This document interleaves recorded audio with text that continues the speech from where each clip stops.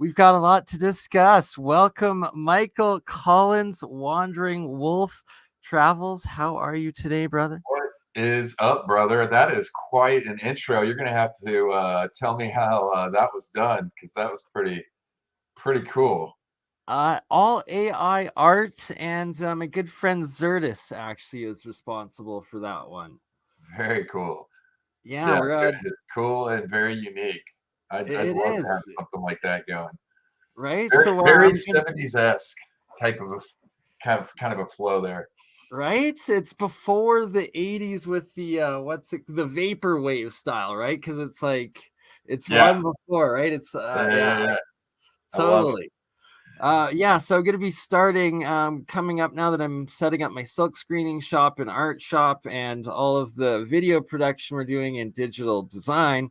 That I'm actually going to be doing streams, a specific series of episodes of just working with AI art, AI video, AI music. And yeah, getting together with other creators such as Thomas over at Paranoid American, there's also Mystery Eon out of the UK, and of course, Andrea Curtis and everyone in that community.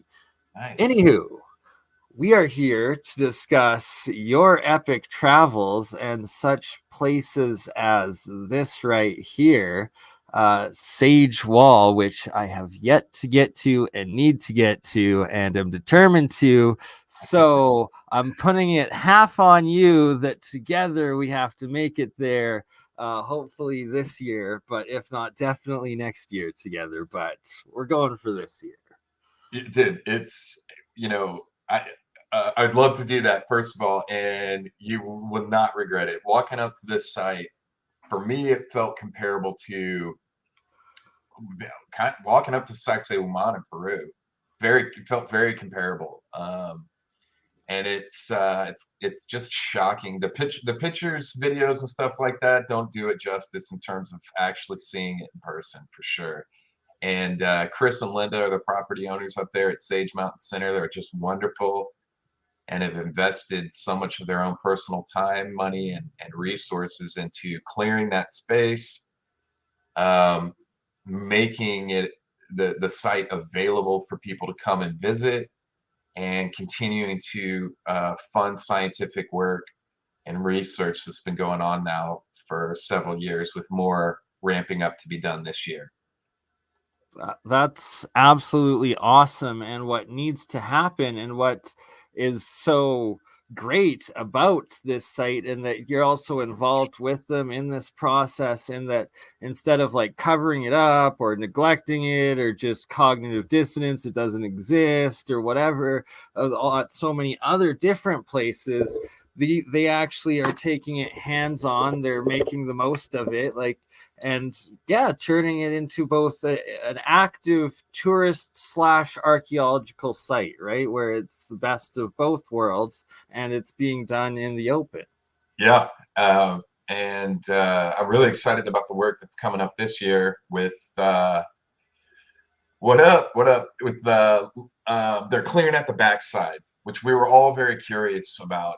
There's been some um, other YouTubers that have gone up there and dismissed the site because of saying that the backside doesn't have a particular formation, that it was all that it because the other side is higher, that it wasn't that this wasn't a back Completely wall. uniform or something, Right. like just such BS. And like, you've actually documented there that there's also a second parallel wall that's like more degraded, that runs by portions of it.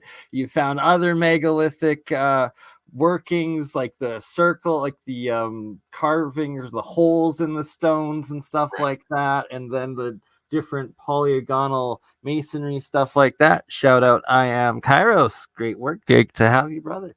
Yeah, yeah. So it's Bless you very somewhere interesting. in We're time. working to provide the scientific data to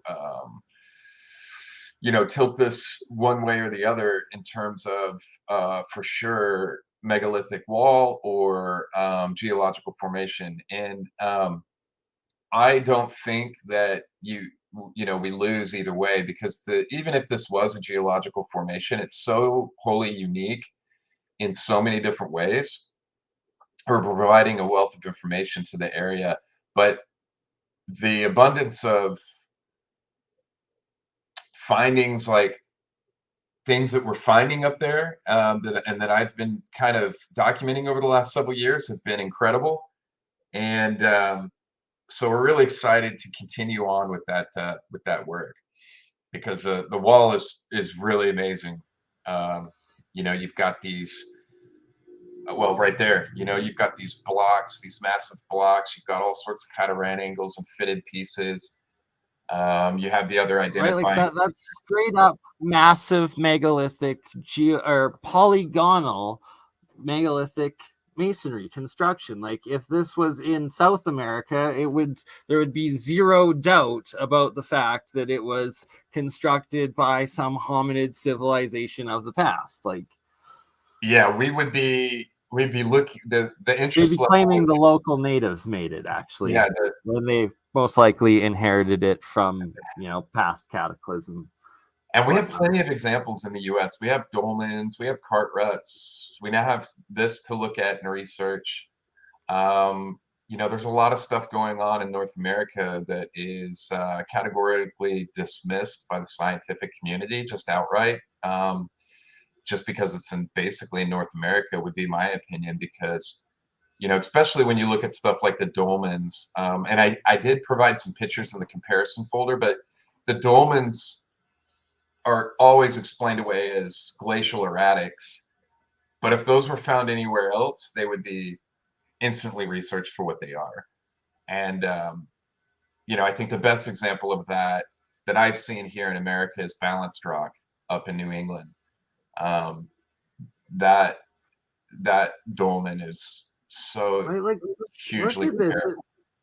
That actually looks like mortar, Yeah, not lichen in those spots there. That there was a former mortar, right? Like it certainly potentially, looks that way. There is quite a bit of lichen on the rocks up there, but I mean, absolutely, right? But like you can see that this is more lichen here. Like this is in the shadows. Like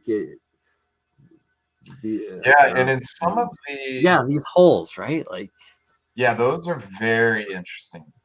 And I've found these at quite a number of different spots, right around Sage Wall, right around the wall, all within 50 yards of the wall, give or take.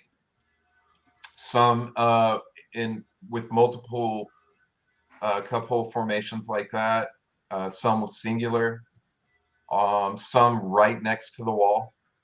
And you brought up earlier the parallel wall. There is a parallel wall, which I haven't seen anybody else document or pay attention to, but there's a wall directly across from the wall, and it's just in a more collapsed state, but you can clearly see how it was a wall. And that one, you can clearly see the backside, and it is a wall, just like I am, got my money on that this one will eventually reveal to be.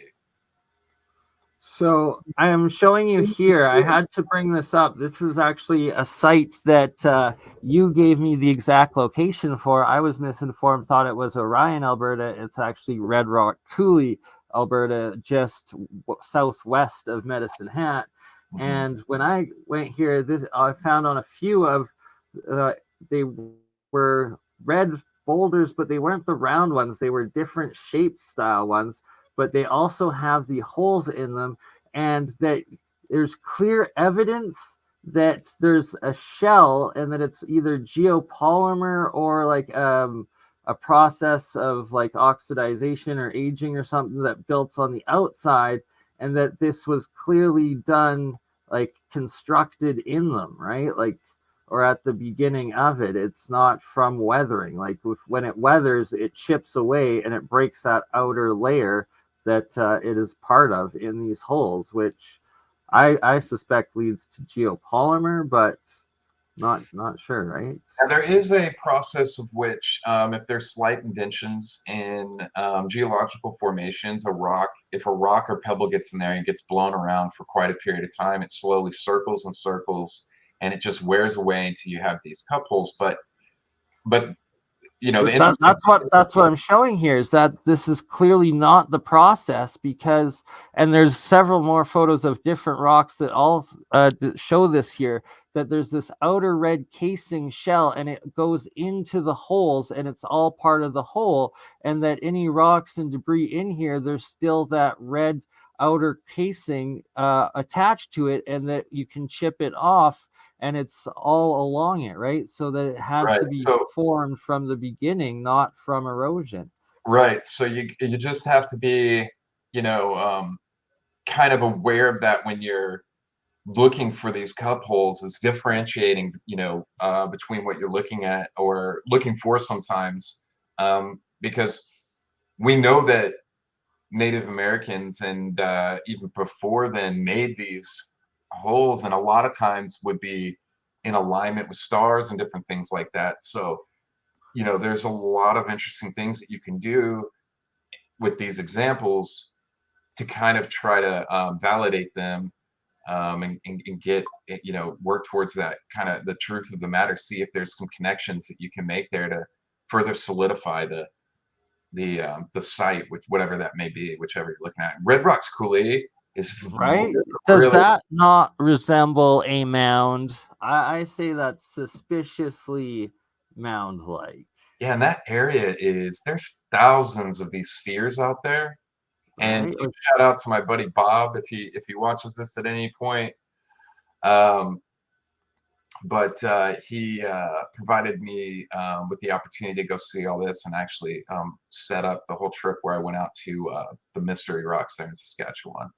Um, Well, I need to meet Bob, and we're doing round 2, and we're going to turn it into the Alberta Badlands tour, where we go back to here. And so, Mystery Rock, Saskatchewan, that's, if I'm correct, part of Cypress Hills Interprovincial Park, correct? yes, if I remember correctly, I think that's in the Cypress Hills, um, in Saskatchewan. Yeah, on Yeah, the Saskatchewan side, which is right here. yeah, And there it is. that's one of the photos that you took. Oh, sorry. Um, but I'm at the wrong file folder. Got to get back to the photos that uh, you sent me. Here we go. Back to these guys at Sageball.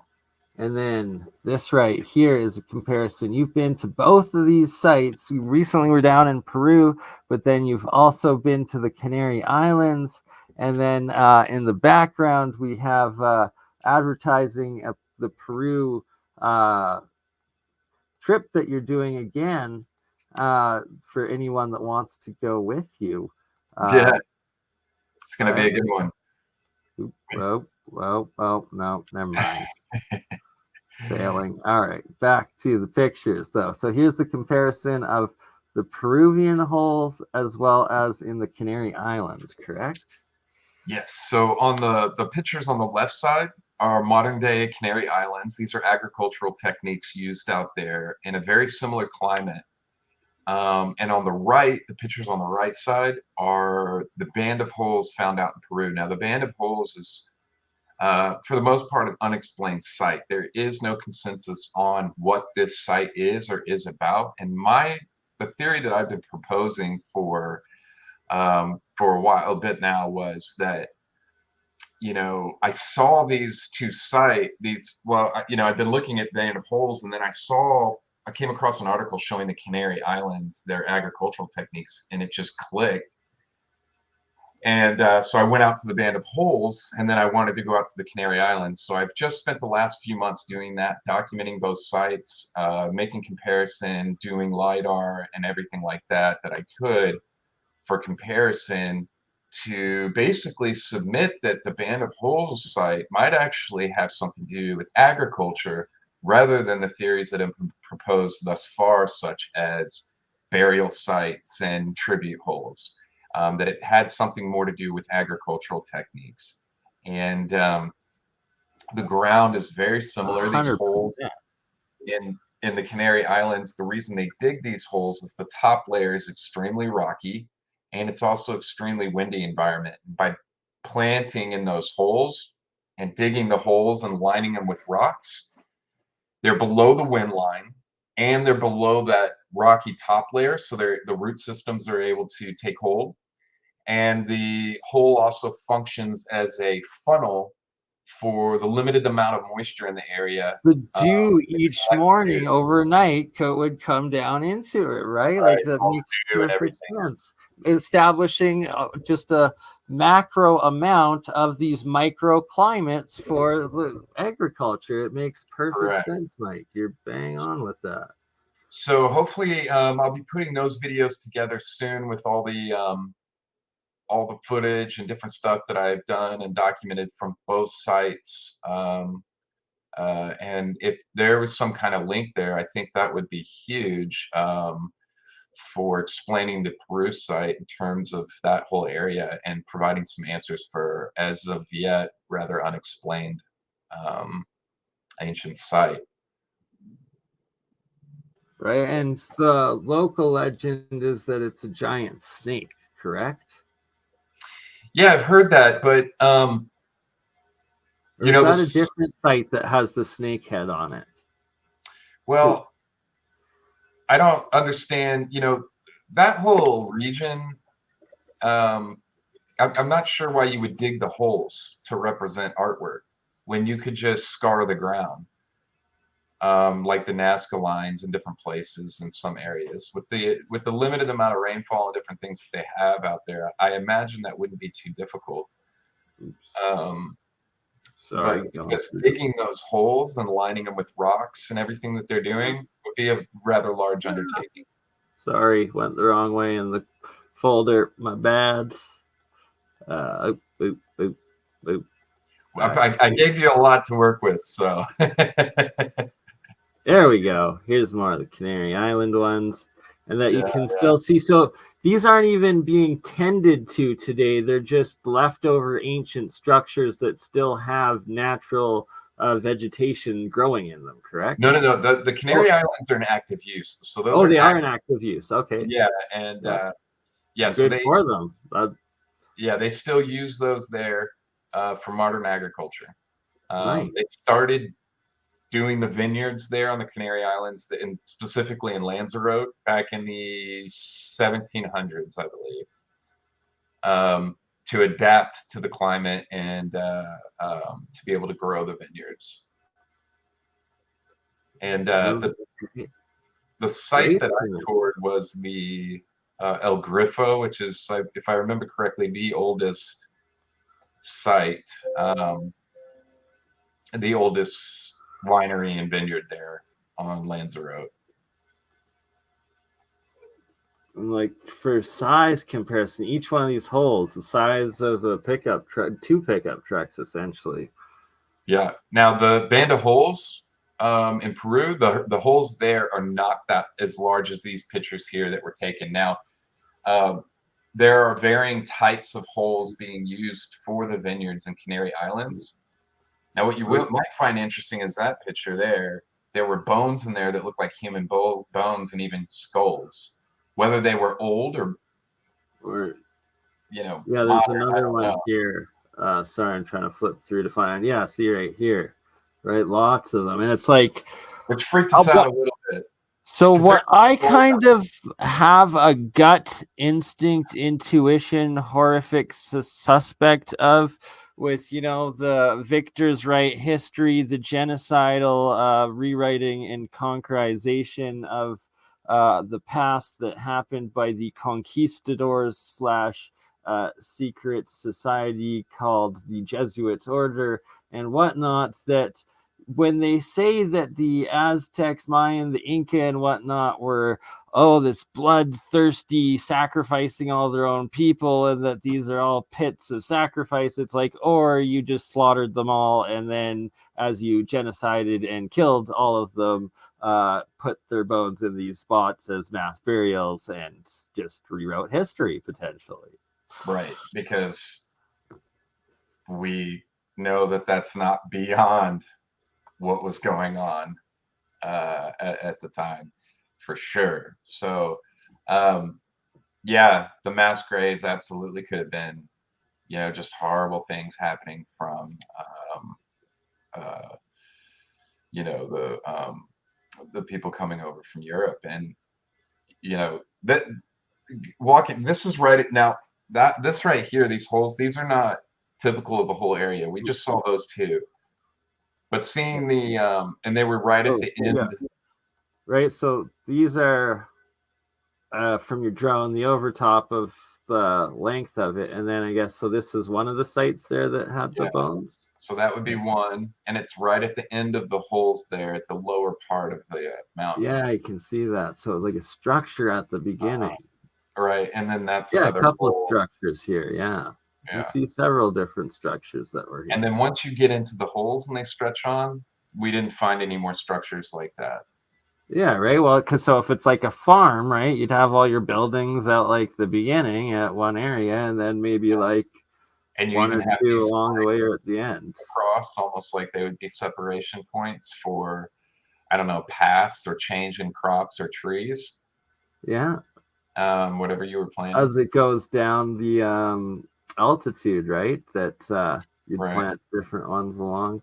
Now, I'm looking to, on the video that I'll be putting together with this, enlist the aid of an agricultural expert, uh, who I've already spoken with, who'll be sharing his opinions and thoughts on this. And we've already discussed some of this once, and I was very impressed with some of his reads on the land, just on an initial look from Google Earth on a Zoom call with him. And I'm really looking forward to digging into a bit more of his understanding of agricultural knowledge for him to share about some of this. That'll be very interesting and good to have That's and share awesome, with right? everyone. Like doing real science, real investigation, real archaeological and anthropological studies, and like applying discernment and actual research to it, right? Of getting specialists from modern fields of whatever aspect it is and bringing them in and then being like, oh yeah, this of course makes sense, here's all the evidence of it, and actually making sense of what we're left with from the past.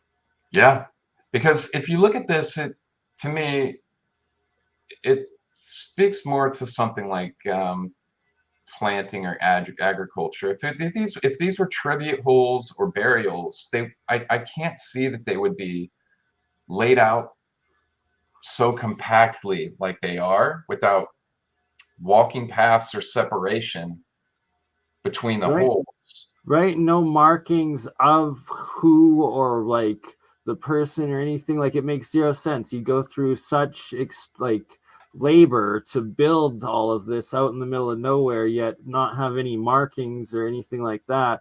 And also very suspect, you don't see any bones in the open in like the length of it. It's only in these specific spots where there was buildings. Oh, maybe the inhabitants of the area got something happened, right? Right.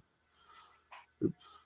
Um, Question: do you know, in relation to the underground ancient Peruvian aquifers and like streams that run from the Andes to the coast and through the deserts, how far this is from one of them? If there's one close by, or potentially maybe even underneath it. So there's a major river that runs. I mean, it's just right close to there, and so down from the site is all, and down on the river edge is all still farmland. So I would have to imagine that that's exactly what it would have been used for back in the day. However far back you go, it's just ideal landscape for farming. And once you get up to this spot right here, the ground just becomes more rugged. So if you were doing farming and if these were for agriculture, you would have to be more adaptive to that terrain, because of the difference in, you're not going to be planting, you know, whatever they are down in uh, the flat land there right before Okay, the winter. yeah, right. Like a different climate for different Right. The ground species. is completely different right here. And it all just kind of stops right when you get to this edge there before you get down to the river and the flat land right before it. But yeah, we're from where you're seeing us standing there in the picture, you can just, and the way that we're, the direction that we're looking, you can see right out over onto the river valley. Nice. Yeah. So it's like I wouldn't. If you go back, or anyone that's researching this place, it definitely needs LiDAR mapping done, because for all we know, there most likely could be an underground aquifer in this area, because there's plenty of them throughout Peru and the areas. And they're also made in like circular stone masonry as they go down. Yeah, and so we LiDAR'd a couple holes. Okay. But not, we didn't get, not deep. We didn't have overhead like drone LiDAR. Yeah. So they're just like a few individual holes. And I'm hoping to be able to look into that, start breaking down some of that information and data from the LiDAR of the few holes that we were able to capture, which should be really interesting, I think. Absolutely, right? Whatever the results, it's just more information, more data points to make sense of it. Sorry if I missed it, if you already said it, but the entire length of the holes? If I remember correctly, I think it was a mile long. I may be wrong on that. I think it's a mile or close to a mile long, stretching up the side of the mountain. Yeah. And there's about 6,000 holes. I like that. That's not an easy feat. Yeah, and there, right there, you can see the river. There right? it is, yep. Which is all still being used as farmland. You can tell that that whole area is just ideal for farming, as it just flattens out there below the drop off, and the terrain all the way, by the way, up and down that valley is exactly the same. It's dry desert type terrain right down into that valley, the river valley. Right. And up and down both sides, you have the mountains and the mountain ranges. Yeah. Both sides of the river. And then it just lets out there. So we're right at the base of the river there, where it basically comes out of the mountain ranges there. That's awesome. So what other site? How many other sites have you seen in Peru? And oh, wow, yeah, all over, right? Yeah, been all over Peru. So this one, I believe, is back in Montana by Sage Wall, correct? Yes, and now I do have a comparison shot with that particular picture and a somewhere in here. I will find it. It's at the other end of the pictures. It is, yeah. That is shows a comparison between that and a picture that I think I took 6 months before in Egypt. Somewhere. Yeah, the actual comparison. Here we go. Yeah, yes, this is excellent. So that's at Sage Wall, right next to the wall. The one on the left, the picture on the left. The picture on the right is a picture I took about 6 months before the picture on the left in Egypt at Karnak. And the one on the left, you can see there's a square space carved out, just like on the right. There's a channel that goes through. And then there's a circle. However, you'll notice that this one's a triangle. Complete, but that's because the stone is broken off in a diagonal angle. Yeah. So it's hard to make out. Yeah, it's hard to make out in the picture, but the stone is actually cracked off. Yeah. Yeah, you can see right there. You can see the start of the circle there. Yeah, I can see the lichen covering where it's broken off here. Right, yeah. And so that part just drops off. It's hard to tell. And that was my first trip out there when I found that. My second trip back, I couldn't find it again. And I know the general area, so whenever I make it back out again, that's definitely going to be one of my priorities, is finding that piece again. Yes, because have you seen there's also in Peru, I believe Saskatchewan or somewhere around that area. I've seen other ones up in the Andes Mountains carved identical to what you've got. Well, actually, kind of in between the two of what it looks like. Not as in depth as this, but more defined than these, and a couple of them in the rocks and the side streets of a couple Peruvian cities. I'll have to Yeah, find images for you.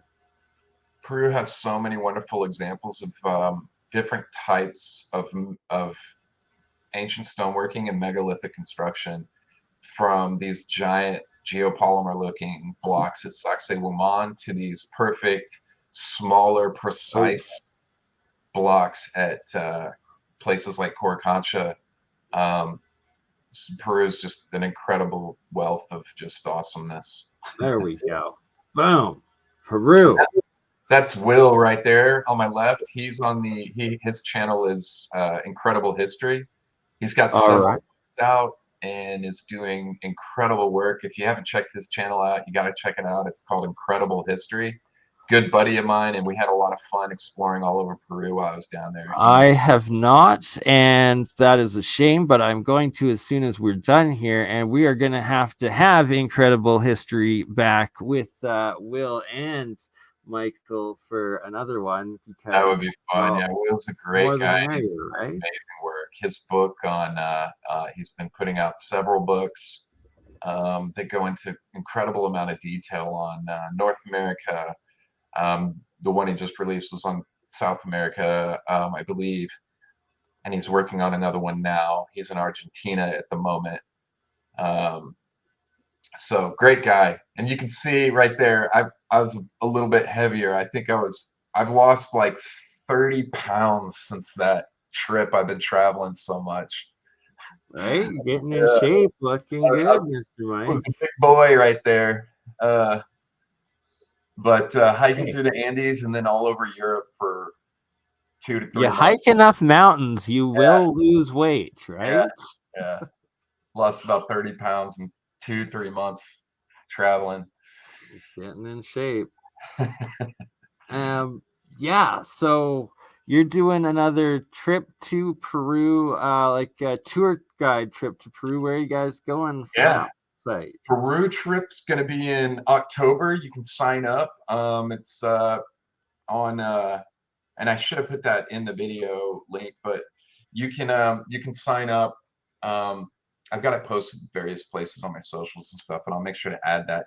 But the trip is covers Machu Picchu, Sacsayhuaman, Coricancha, Ollantaytambo, Pisca ruins. I mean, we hit a ton of megalithic sites, and I This right set the here. pricing at an incredibly. I'm not seeing any other trips to Peru price this low. $29.95, and you can reserve the ticket. You can reserve your trip with 25% down, and then pay it off up through mid-July. And you get 7 days with myself and Nikkiana Jones, who has her own channel. If you haven't seen her, she's amazing. Does All right, so that's episode number 3. We're gonna have to do with Nikki, you, and myself. Yeah, Nikki's After number great. 2 with Will and incredible history. But it's going to be a fun trip. I'm really excited about it. Uh, you know, we're going to be hitting all kinds of places. It's set at an incredibly low price because this is my first trip, and I wanted to make sure that it kicked off and happened, and so it's going to be great. We'll travel all over.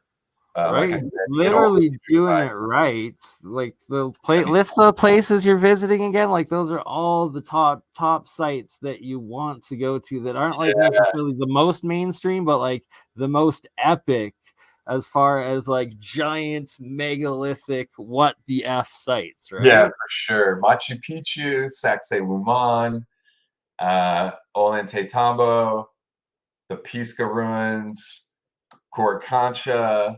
We'll be walking the streets in Cusco and looking at megalithic structures in Cusco, like the 12 angled stone and the city block that's full of megalithic structures. Um, they have the skulls, the elongated skulls in a museum there too, in combination with Coricancha. There's gonna be all sorts of stuff that we're getting into, which is just so fun. And I've done all this stuff multiple times, and I am still stoked to go back and see it all again. It's incredible.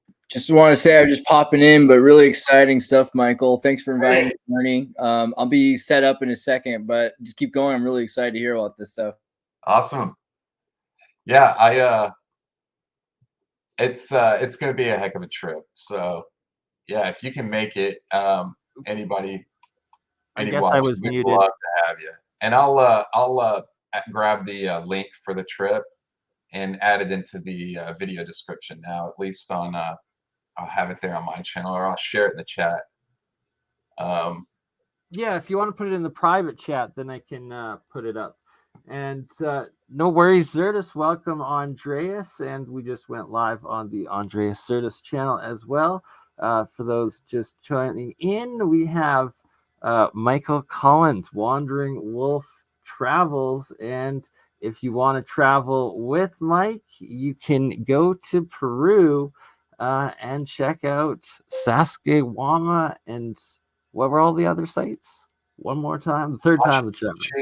Sacsayhuaman, Ollantaytambo, the Pisca ruins, Coricancha. There's several more. I mean, the trip is loaded with incredible ancient megalithic sites. Yeah, it's a good one. I'm sad that I don't think I'll be able to make that one this year unless let's all pray, put the energy into the universe that Bernie gets his settlements before October so he can join Wandering Wolf in Peru. That would be so dope, man. All right. Hopefully. We will see. If not this year, next year, and we'll have to do a live stream with you when you're out there one day if you're able to get the bandwidth. Well, the cool thing is about being there in Peru is most of these sites are like right basically in Cusco. So you actually have phone signal everywhere you go. I don't know how it is up at Machu Picchu or Ollantaytambo, but I know that there are several sites in Cusco where that would be possible, which is pretty cool. Then yes, we are going to have to do that. All right. So, let's go through. So at Sage Wall, we're going to try to make that happen this year and get me there and many more. And that leads me into a part that I wanted to show. Get rid of them and just change the background up a little so we know that we're going into the second part here of what I've found in southern Alberta and the geoglyphs of the Medicine Hat Badland Guardians. For those that